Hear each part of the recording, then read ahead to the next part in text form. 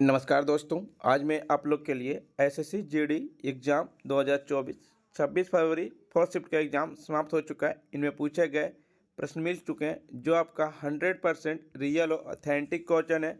जिन्हें इसका पीडीएफ चाहिए वो हमारे टेलीग्राम या व्हाट्सएप ग्रुप पे जुड़ सकते हैं और हमारे टेलीग्राम ग्रुप पे 20 फरवरी से 26 फरवरी तक के सभी पीडीएफ प्रोवाइड कराए जाएंगे।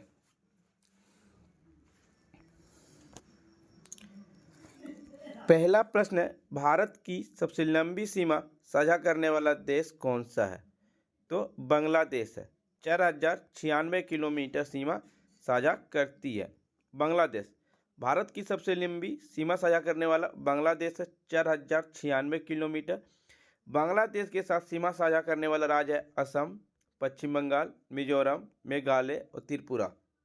और त्रिपुरा को तीनों ओर से घेरने वाला देश है बांग्लादेश। चीन।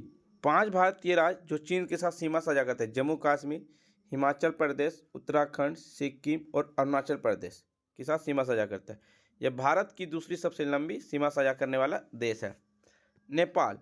उत्तराखंड, उत्तर प्रदेश, बिहार, पश्चिम बंगाल और सिक्किम भारत राज्य जो नेपाल के साथ सीमा साझा करता है। पाकिस्तान के साथ सीमा साझा करने वाले देश: पंजाब, राजस्थान, गुजरात, जम्मू कश्मीर पाकिस्तान के साथ सीमा साझा करने वाला देश है।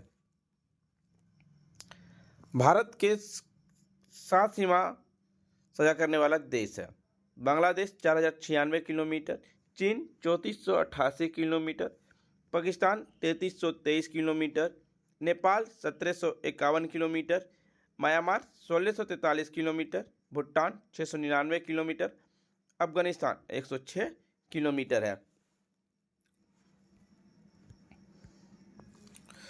1971 हॉकी विश्व कप की विजेता कौन सा देश है? तो 1971 की पुरुष हॉकी विश्व कप का प्रथम संस्करण हुआ था। यह 15 से 24 अक्टूबर 1971 तक बार्सिलोना, स्पेन में आयोजित किया गया था। पाकिस्तान इस प्रतियोगिता में मेजबानी देश स्पेन को हराकर विश्व चैंपियन देश बना था। हरिप्रसाद चौरसिया किस वाद्य यंत्र से संबंधित है? बांसुरी से। उन्होंने गण समृद्धिन लता मंगेशकर पुरस्कार 2021 में, 22 में पद्म विभूषण 2021-22 में मिला, पद्म विभूषण 1992 में, पद्म विभूषण 2000 में मिला था। सत्या सोरेन द्वारा उनकी आधिकारिक जीवनी ब्रथ ऑफ गोल्ड 2019 और सुरजीत सिंह को बांसुरी सम्राट हरिप्रसाद चौरसिया की कुछ जीवनियाँ है। हरिप्रसाद के द्वारा जारी कुछ प्रमुख एल्बम है: हरिप्रसाद चौरसिया बांसुरी 1981, morning to midnight rock morning rock 1987, call of the valley 1988, पलटू देवता Hariprasad Chaurasia on sounds of silence 2003, अजमा हरिप्रसाद चौरसिया 2015, बिस्मिल्लाह खान 21 मार्च 1916 से 21 अगस्त 2006 तक, जिन्हें अक्सर उस्ताद की उपाधि जाना जाता है, उन्हें वो शहनाई वादक थे। अमजद अली खान सुरद वादक हैं। जाकिर हुसैन तबला वादक हैं।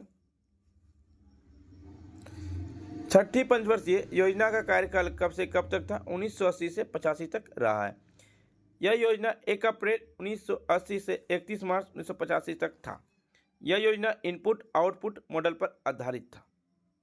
इस योजना का मुख्य लक्ष्य गरीबी निवारण, आर्थिक विकास, आधुनिकीकरण, आत्मनिर्भरता और सामाजिक न्याय था। 9वीं पंचवर्षीय योजना 1997 से 2002। इसने स्वतंत्रता के बाद भारत के 50 वर्षों को चिन्हित किया और अटल बिहारी वाजपेयी ने प्रधानमंत्री का नेतृत्व किया। इसने गरीबों के पूर्ण उन्मूलन के लिए, सामाजिक क्षेत्रों के लिए समर्थन की पेशकश की और आर्थिक विकास की गारंटी में सार्वजनिक क्षेत्र और निजी क्षेत्रों के संयुक्त प्रयास को देखिए। तीव्र विकास और लोगों के लिए जीवन की गुणवत्ता के बीच संबंध को संतुलित करने पर ध्यान केंद्रित किया गया था। उद्देश्यों से आगे शामिल है सामाजिक रूप से वंचित वर्गों को सशक्त बनाना, देश में सभी बच्चों के लिए आत्मनिर्भरता और प्राथमिक शिक्षा का विकास करना था। 7वीं पंचवर्षीय योजना 1985 से 90। उद्देश्य नए क्षेत्रों में हरित क्रांति का विस्तार करना। 5% विकास दर था, लक्ष्य के विपरीत 6% लक्ष्य हासिल किया था। इस पंचवर्षीय योजना में शुरू किया गया कार्यक्रम जवाहर रोजगार योजना, नेहरू रोजगार योजना, इंदिरा आवास योजना 8वीं पंचवर्षीय योजना 1992 से 97 था। मानव विकास था लक्ष्य, इसमें 5.6 विकास दर के लक्ष्य के विपरीत 6.8 का लक्ष्य हासिल किया गया था। इस पंचवर्षीय योजना में शुरू किया गया कार्यक्रम प्रधानमंत्री रोजगार योजना 1993। इस योजना के दौरान गरीबी और बेरोजगारी दूर करने के लिए कई महत्वपूर्ण कार्यक्रम शुरू किए गए। इन्हें 15 वर्ष की लंबी अवधि को ध्यान में रखकर बनाया गया। इस योजना में 5.2 विकास दर के लक्ष्य के विपरीत 5.4 का लक्ष्य हासिल किया गया था। एक पूछा गया जातिगत जनगणना किसके सिफारिश पर शुरू किया गया? जनगणना कमिश्नर थे उस समय के MWM इट्स ने। आखिरी बार जातिगत जनगणना के आधार पर जनसंख्या के आंकड़े में ब्रिटिश शासन दौरान वर्ष 1931 में किया गया था। 1931 के बाद 1941 में जातिगत आधारित जनगणना कराई गई, लेकिन इसके आंकड़े सार्वजनिक नहीं किए गए। इसके बाद भारत स्वतंत्र में पहली बार जनगणना 1951 में किया गया था। हट्टन ने 1931 जनगणना में अछूत जातियों को बहिष्कृत किया था। मुख्यमंत्री नीतीश कुमार के नेतृत्व वाली बिहार सरकार ने 7 जनवरी 2023 से राज्य में जाति आधारित सर्वेक्षण का पहला चरण शुरू किया और 31 जनवरी को समाप्त किया। प्रथम चरण में राज्य के सभी परिवारों को संख्या की गणना का रिकॉर्ड किया। सर्वेक्षण के दूसरे चरण में 1 अप्रैल से 30 अप्रैल तक होना है। घरों में रहने वाले लोगों को उनकी जातियां, उपजातियों, सामाजिक आर्थिक स्थिति आदि को एकत्रित किया जाएगा। सर्वेक्षण 31 मई 2023 को समाप्त होगा।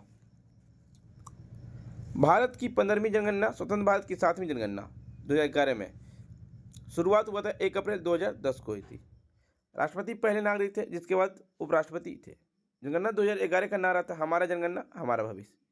श्री चंद्रमौली भारतीय जनगणना 2011 के आयुक्त थे। 2011 जनगणना के अनुसार देश की जनसंख्या 121.19 मिलियन है, जिसमें 623.7 मिलियन पुरुष, 51.5% पुरुष है। अब 586.46 मिलियन और 48.46% महिला है। उत्तर प्रदेश भारत की सबसे अधिक आबादी वाला राज्य है, जो ब्राजील देश से भी अधिक है। पहली बार जनगणना 1872 में हुआ, लॉर्ड मेयो के कार्यकाल में, और नियमित जनगणना 1881 में हुआ, लॉर्ड रिपन के कार्यकाल में।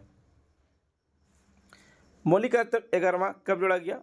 2002 में 86वें संविधान संशोधन के द्वारा। मौलिक कर्तव्य की विशेषता रूस देश से उधार ली गई है। मौलिक कर्तव्य को 42वें संविधान संशोधन 1976 के द्वारा शामिल किया गया। ये मौलिक कर्तव्य संविधान के भाग 4A में अनुच्छेद 51A में जोड़ा गया था। मौलिक कर्तव्य को 1976 में स्वर्ण सिंह समिति के सिफारिश पर जोड़ा गया था। संविधान में मूल रूप से 10 मौलिक कर्तव्य थे, लेकिन 86वां संविधान संशोधन 2002 के द्वारा 11वां मौलिक कर्तव्य को जोड़ा गया था। उस समय भारत के प्रधानमंत्री थे अटल बिहारी वाजपेयी। 11 मौलिक कर्तव्य। पहला मौलिक कर्तव्य संविधान का पालन करना और उसके आदर्श संस्थान राष्ट्रीय ध्वज और राष्ट्रीय गान का सम्मान करना। दूसरा, राष्ट्रीय संघर्ष को प्रेरित करने वाले महान विचारों को संजोना और उनका पालन करना। तीसरा है भारत की संप्रभुता, एकता और अखंडता की रक्षा करना। चौथा है देश की रक्षा करने के लिए और ऐसा करने के लिए बुलाए जाने पर राष्ट्रीय सेवा प्रदान करना। पांचवा है भारत के सभी लोगों को बीच धार्मिक, भाषाई और क्षेत्रीय के अनुभागीय विविधताओं पर सद्भाव और सामने भाईचारे की भावना को बढ़ावा देना। छठा है हमारी मिली जुली संस्कृति को, समृद्धि, विरासत को महत्व देना और उसका संरक्षण करना। वन, झील, नदियों, वन्यजीव सहित प्रकृति को, पर्यावरण की रक्षा करना। वैज्ञानिक सोच, मानवतावादी को जांच और सुधार करना। सार्वजनिक संपत्ति की रक्षा करना, हिंसा से दूर रहना। व्यक्तिगत और सामूहिक गतिविधियों के सभी क्षेत्रों में उत्कृष्टता की दिशा में प्रयास करना, ताकि राष्ट्र निरंतर प्रयास उपलब्धि हो सके। 11वां मौलिक कर्तव्य जो माता पिता के अभिभावक हैं, जो 6 से 14 वर्ष की आयु के बीच अपने बच्चों को वार्ड जैसा भी मामला हो, शिक्षा के अवसर प्रदान करने के लिए कहा गया।